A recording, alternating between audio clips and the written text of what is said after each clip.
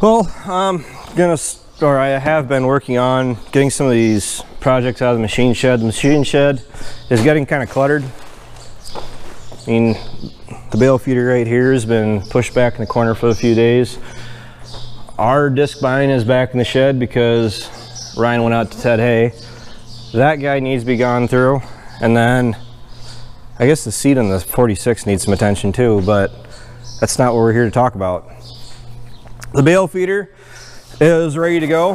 As a matter of fact, when I quit videoing or quit talking to you guys, I'm going to take this out and feed my cows because they need a bale. So they're going to be getting 2 bales. This feeder is not the same one I bought back in the first part of the year to feed my cows. So I only have 1 bale feeder out there at the moment. And like this, I mean, I shouldn't be able to, well, I can't move that bale feeder I have out there right now with one hand. It's built heavy all around, but I still went through and did some welding to it. These connections where the bolts are, I made sure I welded the bolts. I went through, and on the back of this one, it wasn't an issue on the other feeder, but the back side of this square tubing, they only welded 3 sides of it, so I went through and I tacked the upper and the lower sides of it. More support. I mean, we've used these for years and years, and if I didn't go through and weld this up, granted I haven't really done this in the past before, this is the second time I've done this, but from past experience, using them on average the way we typically do, 3 years, and we'd probably be looking at getting these replaced. One reason is the bolts, when the cows go through and they're eating their hay and they're pulling their hay out, they're rubbing on these bolts and picking these feeders up with the skid steer. I do not like doing, but let's face it, you really don't get an option a lot of the time. And you guys are kind of dirty. Still there? Yep. So handling these as much as you do, it really is just simpler just to weld these shut or weld these solid, because the next time I ever need to take this feeder apart will probably be with a torch when I take it to the salvage yard. But realistically, for an hour's worth of work, going through with the grinder, I ground off all the paint and shined it up real good. And then hitting it with the welder, about an hour's worth of work. I'm looking to gain, well, I said 3 years without this, a little bit of reinforcement. I'm looking for around 5 years at minimum before I got to replace them again.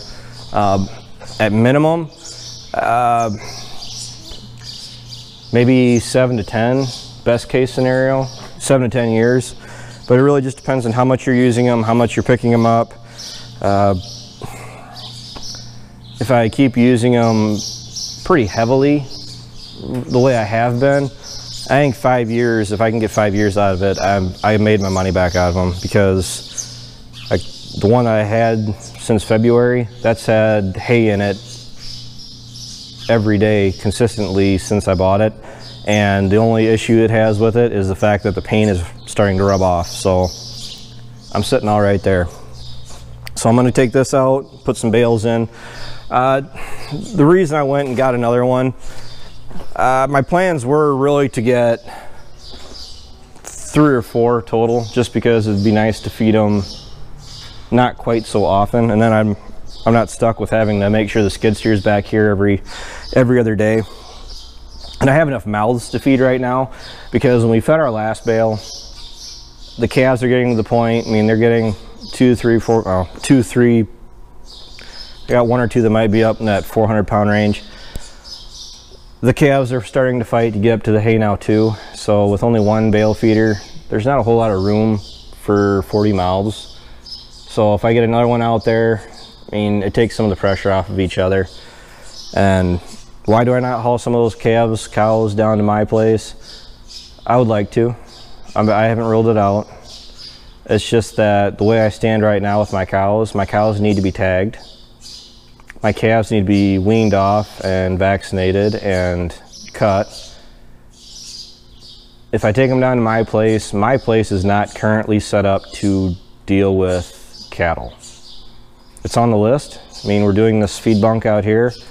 we tore the feed bunk out, but we're doing this lot out here, and we have a lot out at my brother's place we need to address, and then the lot around the barn down at my place needs to be addressed, ideally yet this year. So once we actually get some of these gates and fences put back up and reinforced, they can actually handle cattle pushing on them, we're going to be shaking up the cattle a little bit more. I'm even okay with just taking the cows down to my place and still feeding them down there around the barn on feeders, just so it takes some of the pressure off of this pasture. I got enough ground down at my place right now that I could take all these down to my place, and I got enough feed down there that it'll handle it. So moving on, I ordered some parts, and I'm really impressed by, well, one is, it's from Banjo. It's these fittings. Let's talk about these real quick. Yeah, I got 3 here. The reason I got 3 is because I'm not entirely sure which one I need. I broke the sprayer. I set the sprayer down the other night when I got done spraying in that video that I made. I went and backed at the machine shed and I set it down. Ryan set it down back in June and it didn't bother it one bit whatsoever. I don't know what I did differently, but with the kickstands up, when you set it down, the first thing to kiss the ground is actually the mount that holds the sprayer pump. So it didn't hurt the pump, but what it did is it tweaked the mount that it sits on ever so slightly. I mean, you can't even hardly tell that it moved it. I don't even know if it did. I mean, maybe it tweaked it and it just went back to where it was. But the problem is, I'm pretty sure it's this guy that I need. The problem is where this fitting actually mounts. When it's in the pump, the clamp, with the clamp on it up here, it's right up against the frame. So when the pump actually hit the ground, the whole pump wanted to do this, right? Into the frame. Well, this couldn't go anywhere. So what happened was the threads down here actually sheared off down by the pump, and it allowed a bunch of the product, it was 32%, to leak out. I probably lost 10 gallon, 20 at the very most. It seemed like it was a lot more than what it was, but I was able to get everything shut off and closed down on it. That wasn't the issue. But you guys are probably wondering why I went through and ordered 3 instead of just figuring out which one I needed. I had 3 options from the site that I found online, and this is one of those classic examples of the shipping for these 3 parts in this little box was more than all 3 of these pieces combined. So just to get this little guy here this week, 25 bucks. Just him, 25.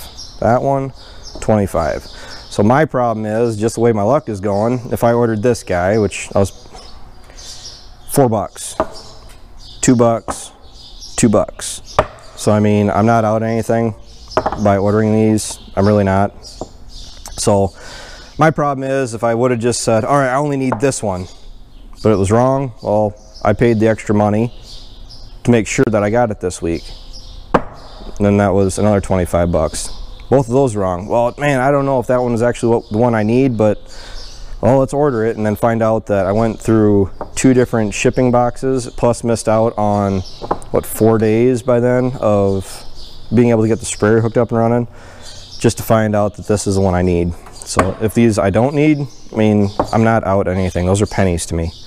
I mean, not sounding like I'm rich, but I'm also not a broke farmer either, where I'm constantly trying to patch some of that stuff together.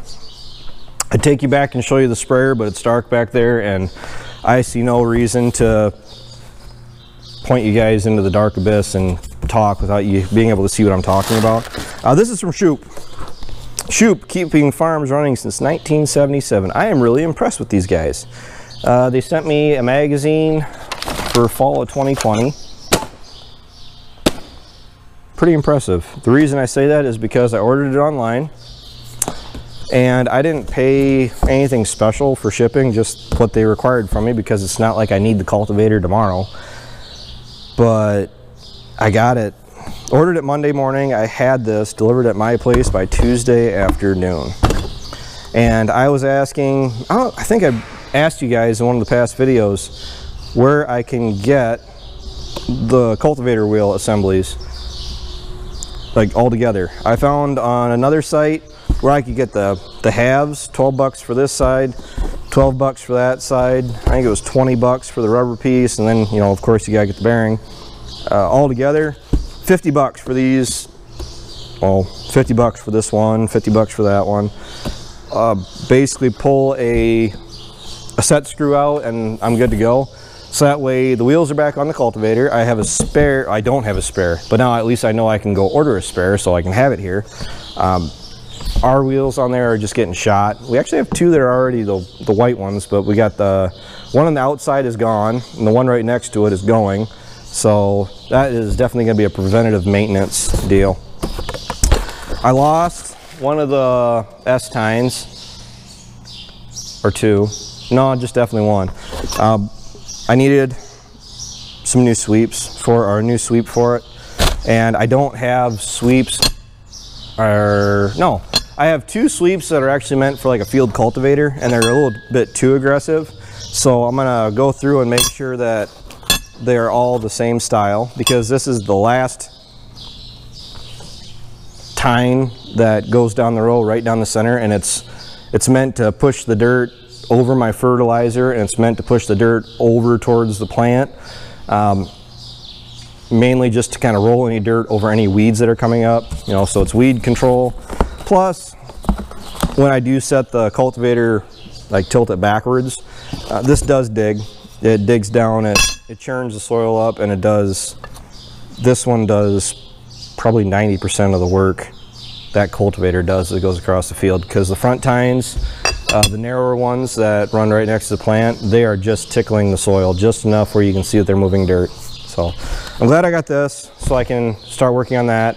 The sprayer will be ready to go hopefully by tonight. That's gonna be the last project I do, because when I'm working around that nitrogen, that 32%, it's oily, and then if you get it on you, I like to get it washed off right away so I can go home and shower immediately.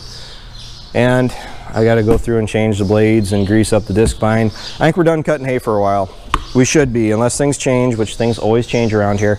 But we're going to be making that hay here in the next, tedding today, check it tomorrow, probably not do anything with it until the next day, rake it, start baling it the next day in the afternoon, finish baling it Saturday potentially. It's hot out, it's close to 90 with a slight breeze. The way it's looking right now, we didn't get any of the rain we were supposed to get last night. They are calling for rain Sunday. I'm hoping it's not just a torrential downpour, but then hopefully get that hay in without it getting rained on. So we'll have some pretty nice quality stuff that's there. Didn't yield super heavy, but the quality is at least there with it being in the bale.